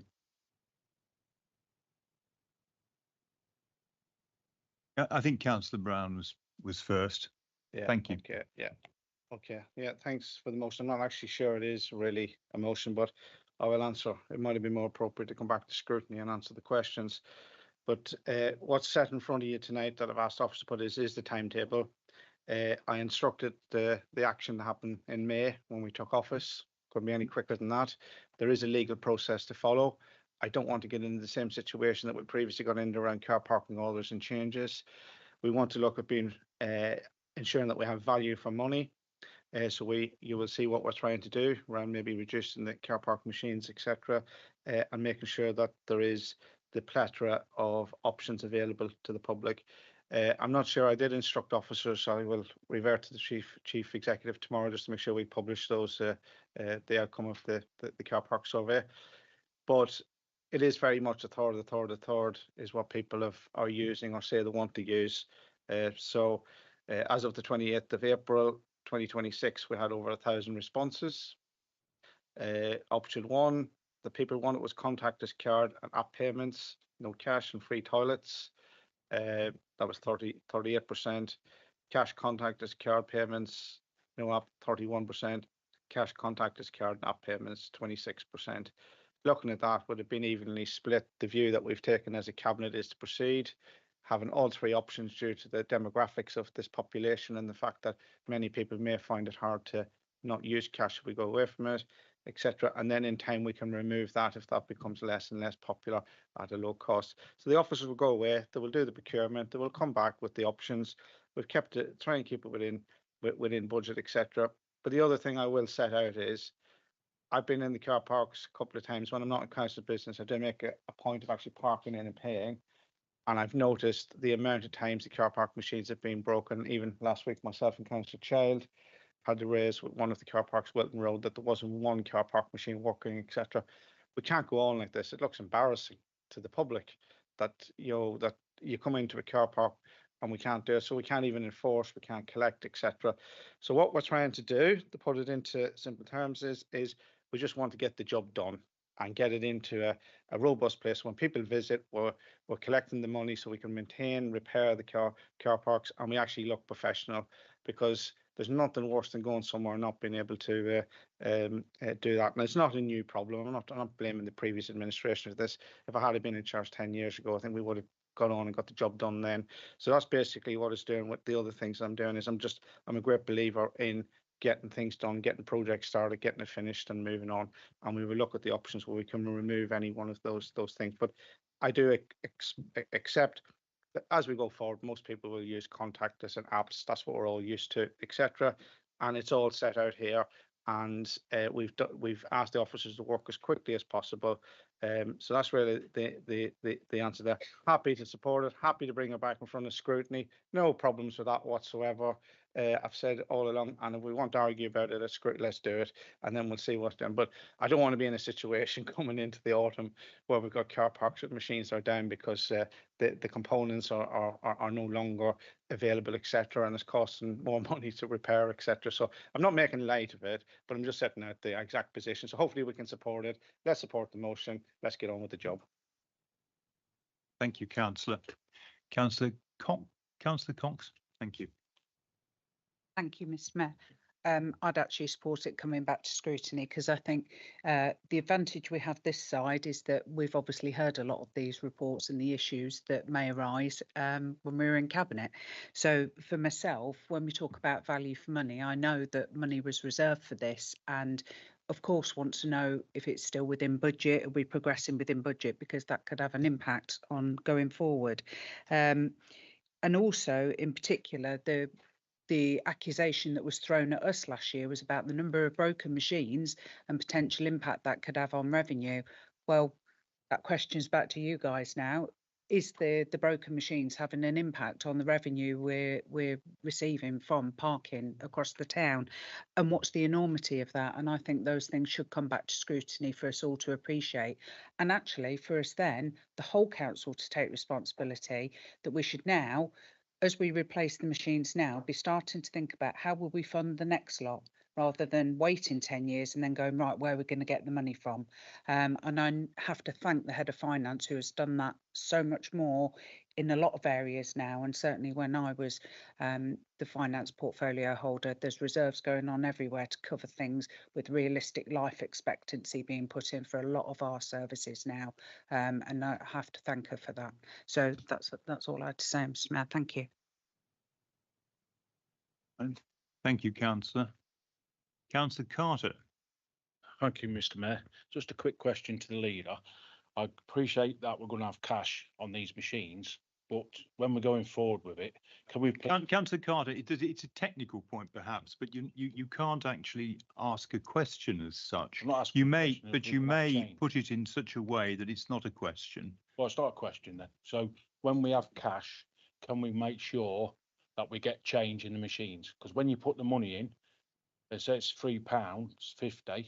You put £4, you're not getting no change, and it's robbing the tenants, residents. Can we make sure we get change, please? Thank you. Councillor Butcher.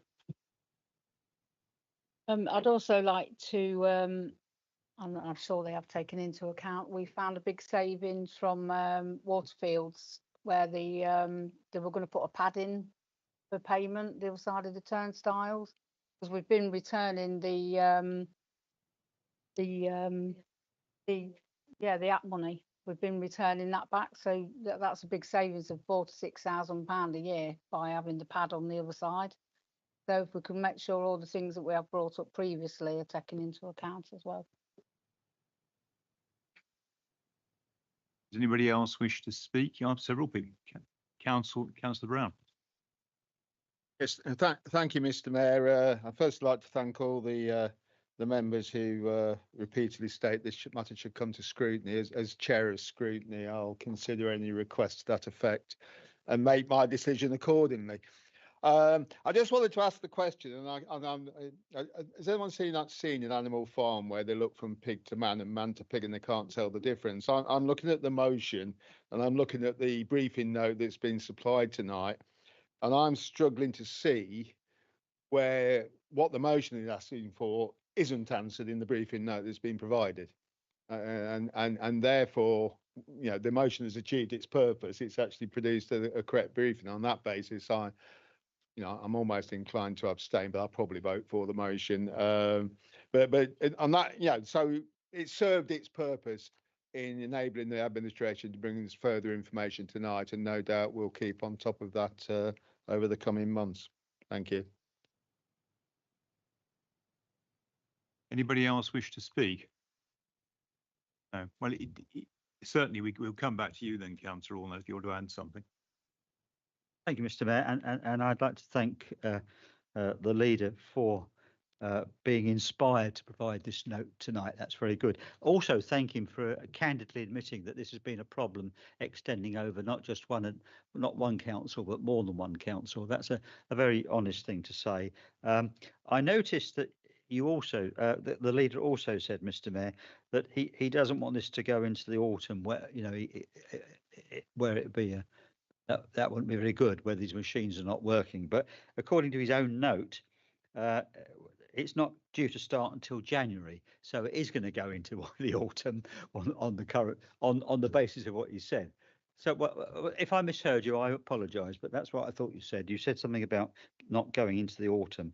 So, but can I also please ask that the actual written analysis of the results of the public consultation is actually published in written form and published for the public? Because I think it's important that members, but most important that the public understand that it wasn't a silly exercise asking people their opinions about what form of payment they would like to make for car parking, because we are here to serve the people and we need to demonstrate continually that we are asking them the question, what would they prefer, how would they like it, and then move on. Sometimes we don't get the answer we really want. Sometimes it's a bit difficult, and sometimes of course we don't get a definite answer because 6 people want one thing, another 6 want something different, and another 6 don't want to do anything at all. So we have to make a decision. But consultation and asking people and publishing the results is important for a local council. So I'd like to thank everybody, and the leaders especially, for converging on a common ground. I think that's a good thing, and we can look forward to easy parking in the future. Right, thank you, Councillor. So we're now going to proceed to the vote. Please use the electronic voting system in front of you and choose either for, against, or abstain.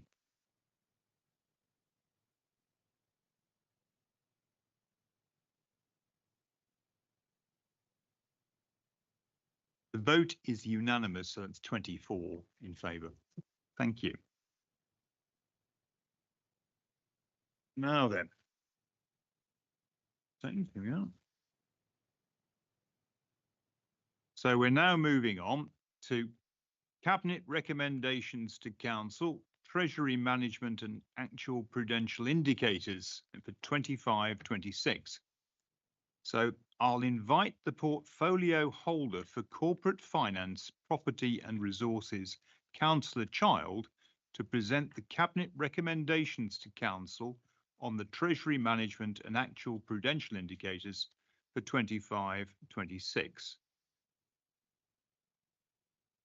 So it's effectively, do I have a proposer for the recommendations by Councillor Child? Thank you, Mr. Mayor. Yes, I'm happy to propose the Treasury Management and Actual Prudential Indicated Report for 25-26. This report provides a summary of the Treasury activities for the last financial year, as well as the actual position on the prudential indicators in accordance with the Prudential Code. No new borrowing has been undertaken in year, and borrowing remains within our statutory limit.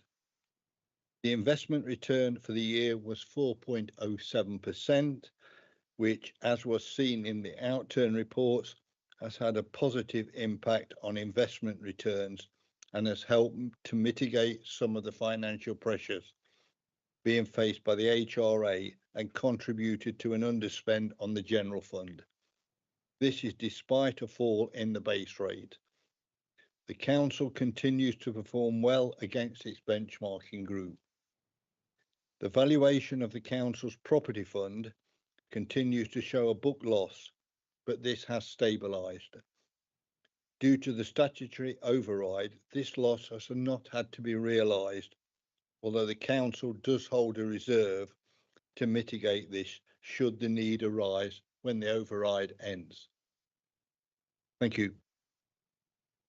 Thank you, Councillor. So do I have a seconder? Yes, Mr. Mayor, happy to second, and I'll just reserve my right to. Right. Thank you. So I'll now open this item to debate and invite members to raise their hand to indicate whether they wish to speak. Right, Councillor Allnut, pips you to the post there, Councillor Cox. Councillor Allnut. Mr. Mayor, may I just quickly raise a small point of order? It does say in the Constitution that a motion should be proposed and seconded before there's any debate. So we really need to keep to that rule as well. On this paper, I want to express my great thanks to the 151 officer for outstanding performance yet again in terms of managing this particular task, and also to my colleague, Councillor Sarah Cox, for her leadership over the year for which this report is mostly refers. It's a good news story, and thank you, Sarah, and thank you, Dawn. Now, I did attend the Cabinet meeting at which this report was discussed and recommended to us tonight. The leader wasn't there for health, I think it was for health reasons, and there's no criticism there, and Councillor Child led from the chair and made some comments. And he made the remark, which I thought was right, which he hasn't repeated tonight, that it's a good job that we're in such a good position. But then he added, because of the difficulties with the HRA. Now, he linked the two, not I. He was saying, you know, the HRA is in difficulty again, as it has been over several years, due to structural problems and also problems with billing. So I just want to say that so far as the HRA is concerned, the additional expenditure, although it's outside budget, at least it is helping people and it's improving the system overall. So I think that's a good thing.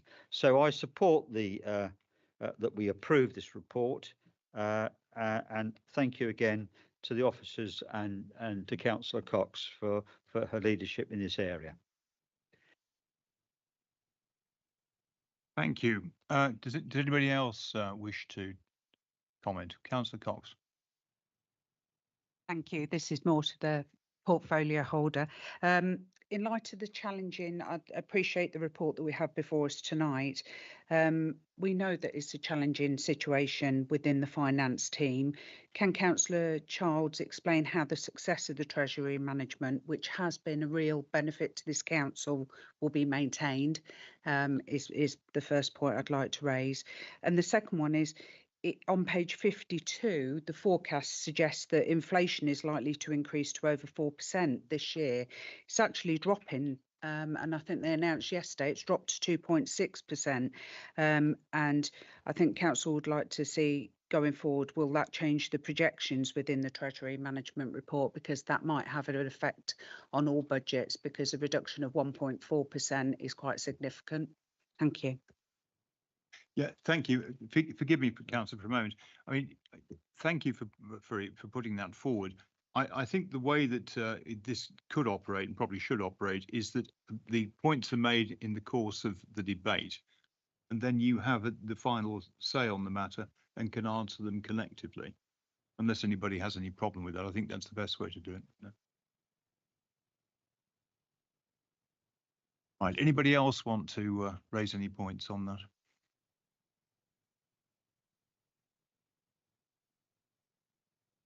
Okay, Councillor Johnson. Thank you, Councillor Cox.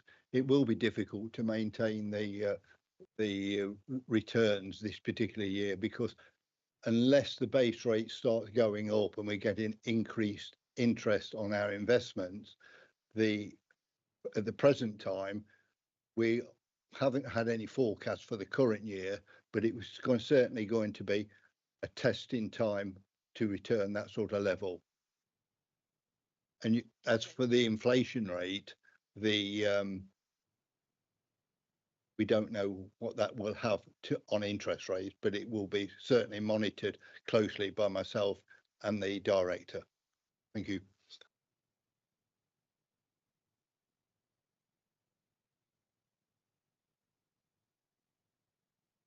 Yes. Now, forgive me, I'm going to proceed to the vote now, but I notice that you are discussing things. I don't know if do you have anything else that you wish to add before we do that?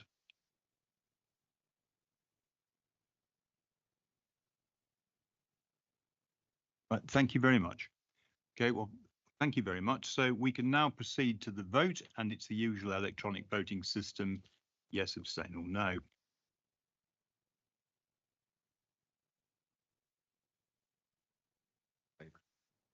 And it's a unanimous 24 in favour. Thank you.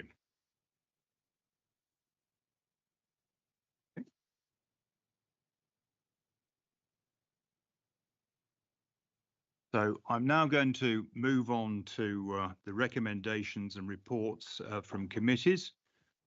Scrutiny Annual Report 25-26. And I will invite the Chair of the Scrutiny Committee, Councillor Mike Brown, to present the Scrutiny Annual Report 25-26. Right, thank you, Mr. Mayor. You'll be glad to know I'm not going to take you line by line or section by section through the report. In fact, I've prepared a written statement to keep myself disciplined. So I'll read from that. I regret for health. Sorry, no, I wrote this before my operation was cancelled yesterday. Forget that first line. It's been my privilege to chair the committee for the past 3 years, and I'm honoured to be continuing to do this. Scrutiny Committee has covered a wide range of issues over the past year. It continues to balance its role of questioning and challenging where necessary, acting as a critical friend and contributing to policy development. I would like to thank all those who have contributed to its work in the past 12 months. I would like to thank in particular Michelle Rogers, the Director of Communities and Housing, and Adam Green, Senior Democratic Services Officer, for their support to me as Chair, but also to the many officers who've attended to present reports and help the committee in its examination of issues. My special thanks go to the members of the committee for their hard work and dedication. I think I should say in making that comment that it's sad to see a number of people left the committee in the change of the new municipal year. They will be missed, but I'm very glad to see a number of new faces, and I'm sure they'll be equally committed to the work in the year ahead as we move on to another busy year, and I commend the report to the council. Thank you, Chair. And thank you, Councillor. Well, Councillor Brown has proposed that. Do we have a seconder? Thank you. Yes, happy to second. Thank you. Thank you. I'll now open this item to debate and invite members to raise their hands to indicate whether they wish to speak.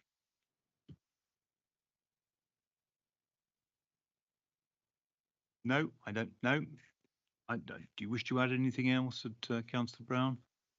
No, surprised me. Okay. All right. Now, we don't have to vote on this one. So this recommendation is to note, and I can confirm that this report has been noted by the council. Thank you. So we're moving on to 11.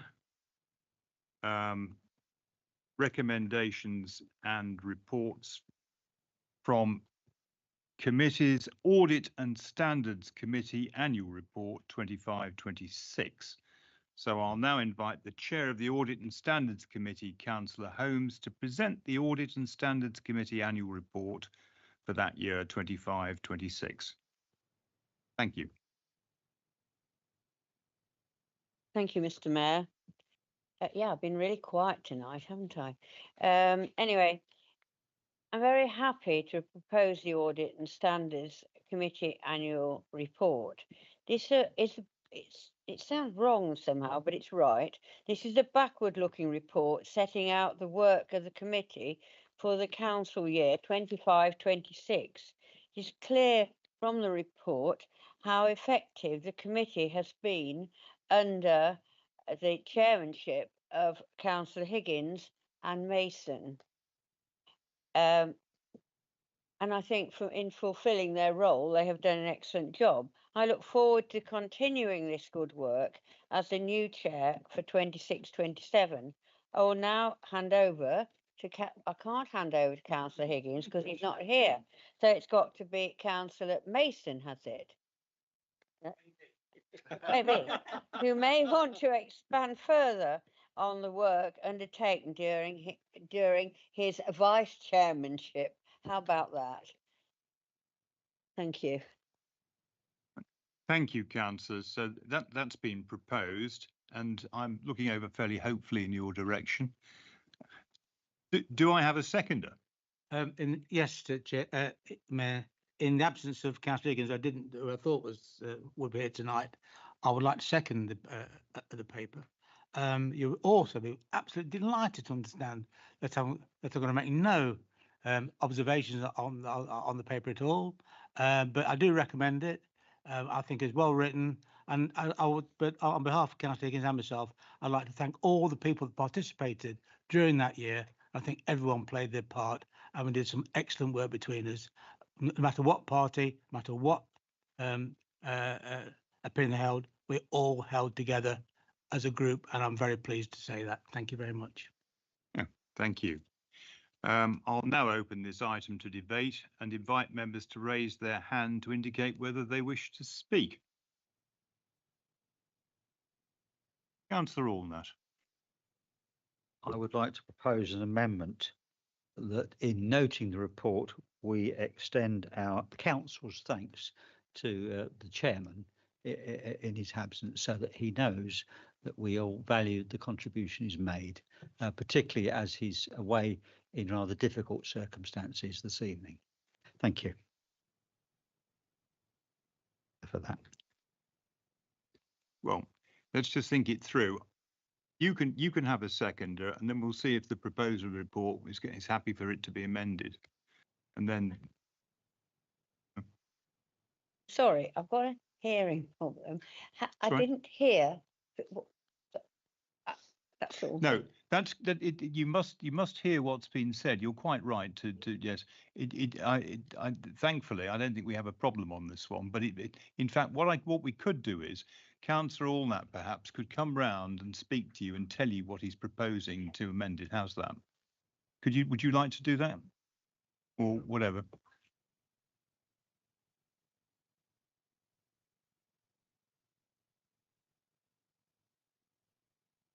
You just accept it, then no, I think we'll just.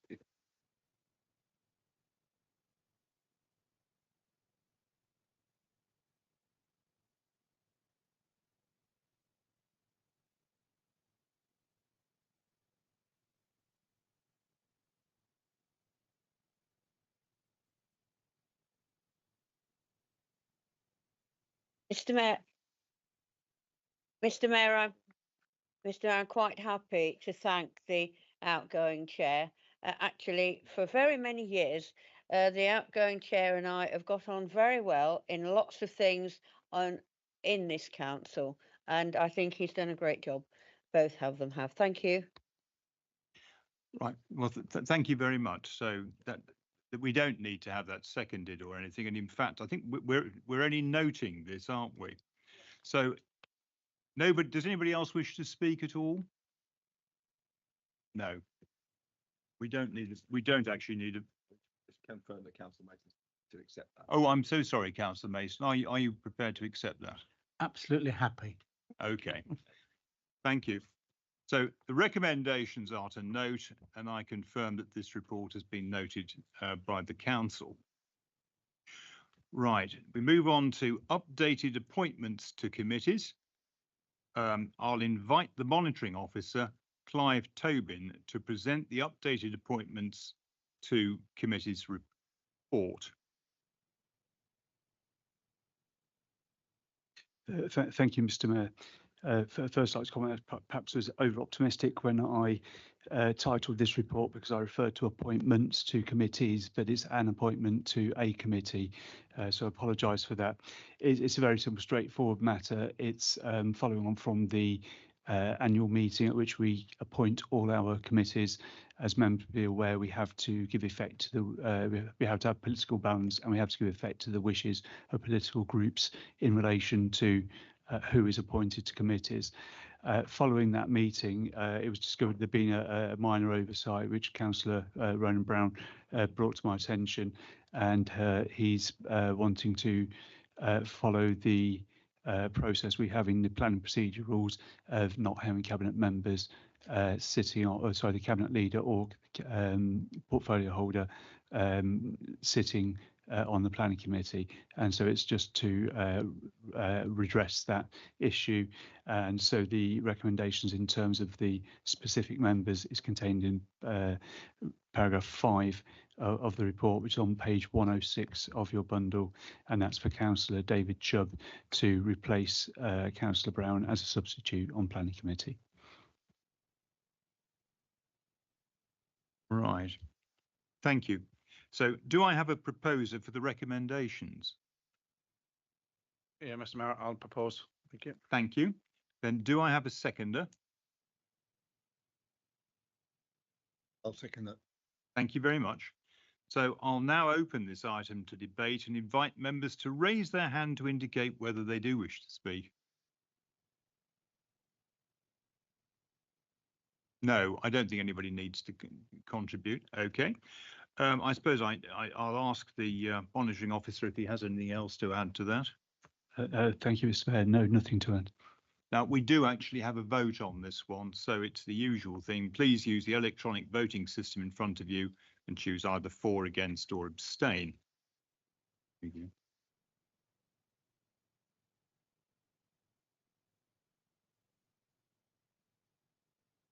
What does it work?